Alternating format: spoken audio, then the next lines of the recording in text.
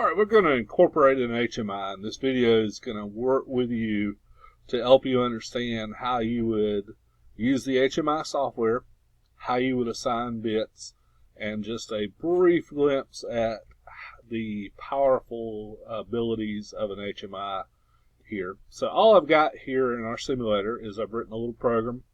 When I press start, as long as stop button's not pressed, it's going to start the motor. This rung right here will latch it or seal it, and let's make sure that works. So yes, it does. Our conveyor is running, and it will continue to run until we press stop. And once we press stop, the motor goes off, the seal becomes false, and we have to press start again to do that. So in the real world, this obviously would be a real motor tied to our I/O of our PLC. These would be real start and stop switches tied to the input side of our PLC. So we'd actually have physical wiring from these switches here to our PLC, physical wiring out of our PLC to this motor, probably through a relay depending on what size motor we've got. So there is our PLC operational.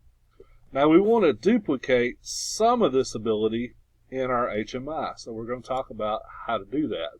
So I'm going to come up here and I'm going to open, I had this already open, but I'm going to open our Seymour programming, which is the type of HMI we have in the lab, but since we're doing this virtually, I'm going to call this conveyor because I've got to give it a name, and I'm going to give it a name that gives me an idea of what I'm working with. I'm going to select HMI type, in this case it's an EA3 6 TCL, and all this does tells the software this is the piece of hardware from an HMI standpoint you're working with. And in our lab, again, it would be the Micrologix 485 is the protocol that we utilize on our real one, but again, we're going to do this virtually. And this video is going to be asking you just questions as you go along. So you got to stay tuned, stay focused, and make sure you understand this. So here we go. So now I'm going to make this fill at least the screen. What this does is it creates me a canvas that's actually the size of the screen of the HMI that I've got here. So what I want to be able to do is I want to be able to do the same thing on my HMI that I do with my real world. I want to have a start button, I want to have a stop button, and I want to have see whether or not the conveyor is running or not here. So I'm going to go back to my system here, and we're going to see that this is a normally open switch because I have to press it to get it to activate.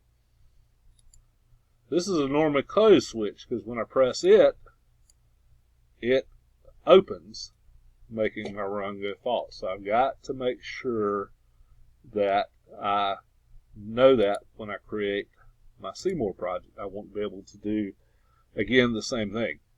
So the first thing I've got to have is a couple of push buttons. So I'm going to first install a push button, and I like green for start, so I'm going to use that particular button. Notice I'm in the button section here. And notice that I have the ability to define if this is a momentary or a toggle. A toggle meaning when I press it once, it's in one state. When I press it again, it's in the opposite state. So think of a toggle switch as just like most of our switches for our lights in our house. But in our system, it's a momentary. And it is a momentary off until we press it, then it comes on. Okay? So we've made this on switch match, this virtual on switch match our our real world, start button, because it is a momentary in the off, and I may have that backwards. We'll find out in just a minute. But I think that's right. I don't know if it means momentary and it's in the off state or momentary and it'll go off when you press it. We'll find out. That's the beauty of playing with this stuff. So we'll get there in just a moment. Now, in the real world, that real switch is tied to an I/O on our processor. So it takes up one of our I/O within our processor. But in this world, this is a virtual button. There is not a real button that we can hardwire to our PLC. But there are some bits that we can play with, and they are virtual bits that we can play with in our data table. Remember, inside of a PLC, those I's and O's are changing based on our program and based on our inputs in a data table. So these virtual bits exist in a data table, just like the bits that represent the ones and zeros for our inputs and outputs exist in that data table. So the question is, what, I've got to put a tag name, so I'm going to put start PB. So I've got to assign this to, assign the address here. And notice I've got some different memory types. I have B, F, L, N, and O. So the question that I would have is, which one of these represents a memory bit? Which one represents a memory bit? Well, the answer there is B. The file area for that address is 3:0, and I'm going to call it bit 0. So my virtual start push button is B30. It's in file area 0, and it's bit 0. So I'm going to add that.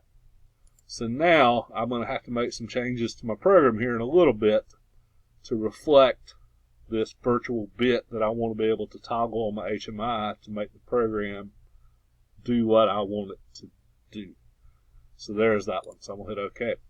So now I'm going to add another push button, and I'm going to add red here because that seems like the right color for a stop push button. We're going to go back to our on in just a second and do something I forgot to do. But I want to name this stop. And it'll have stop on it, whether it's either on or off. Of course, if it's a momentary, we probably won't even get to see it in one way, but that's fine. So we're going to call it a stop PB. And we're going to make it a momentary on. It goes off. And again, I may have this backwards. We'll find out in a little bit. If I do, it's just a matter of switching.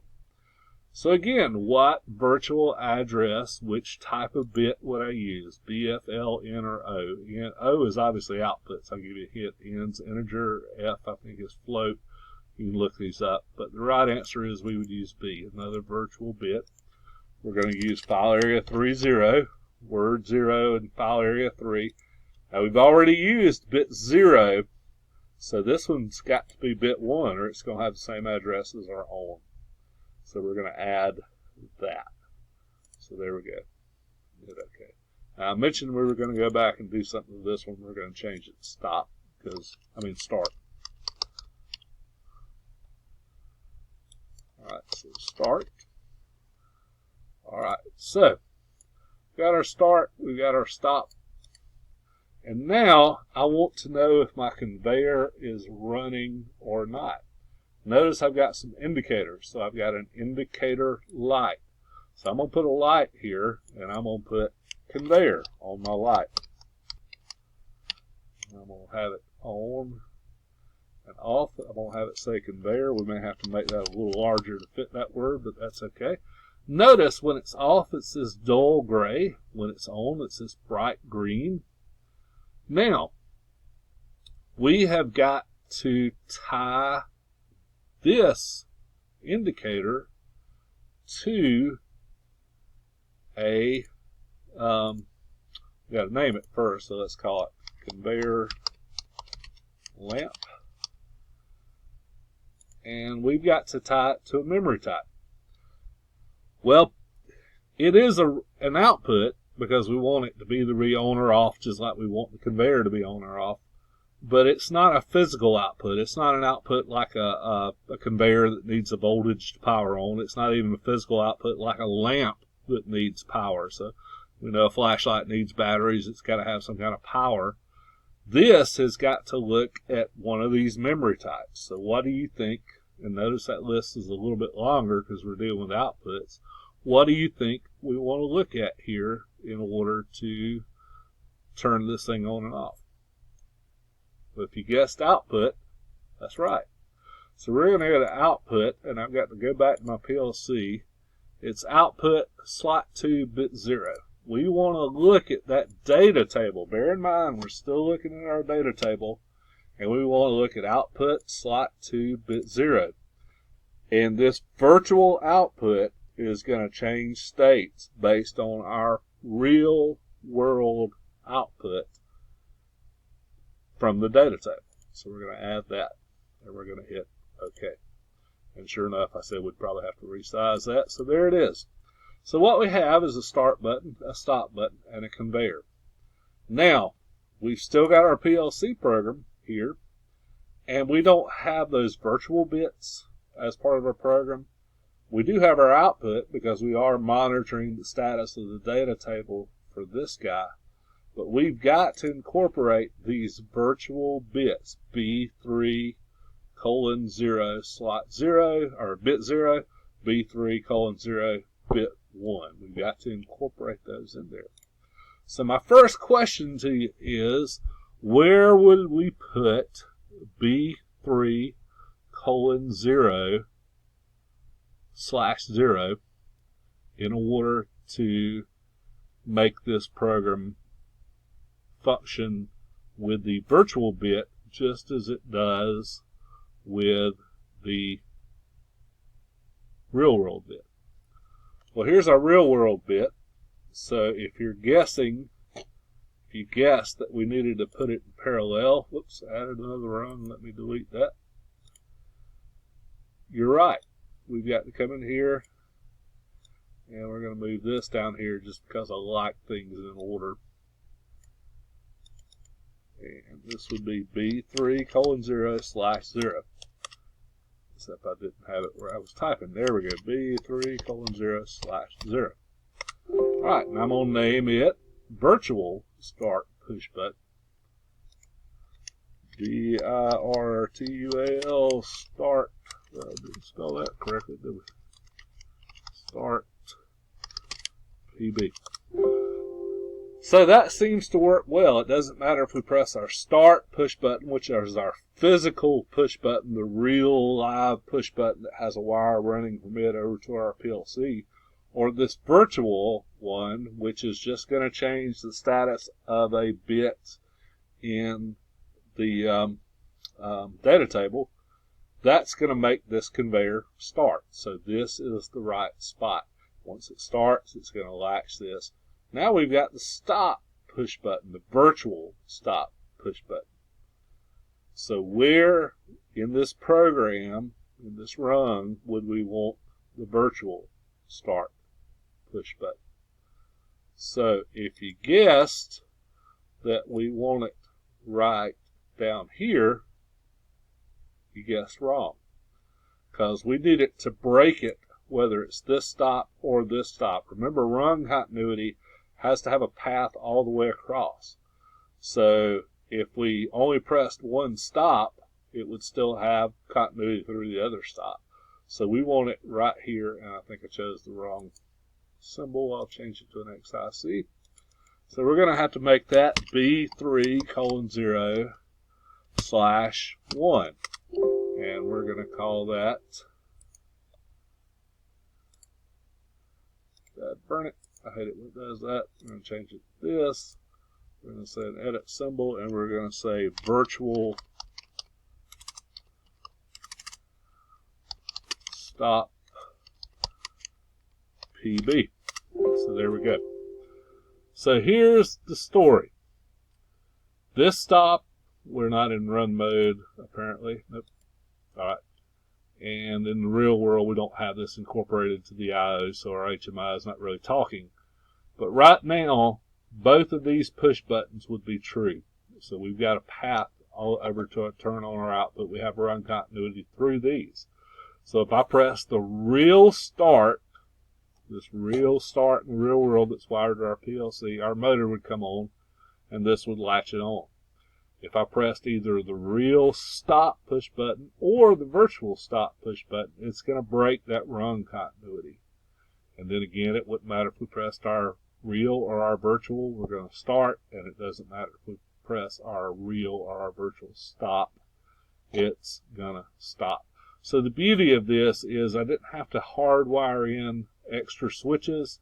I've got the ability to see if the conveyor is running from a remote location, and in some cases these HMIs are cheaper than incorporating the real-world I/O, and the complexity is not near as bad. So that's HMIs, and they're a lot more powerful than that. There is many things we can do with an HMI, but that's what you can do using an HMI from the incorporated with the PLC. Now there's a couple of steps we didn't talk about here I'll talk about briefly. So we modified our program to incorporate that. We'd have to download that into our PLC, obviously. And then we've got to make sure our PLC talks with our HMI, because they've got to have communication in order for the HMI to make those changes to the data table. That can be done with a hard cable. That can be done with Ethernet. It just kind of depends upon what you want to do and what the capability of your hardware is. So that's it. And that's your HMI assignment.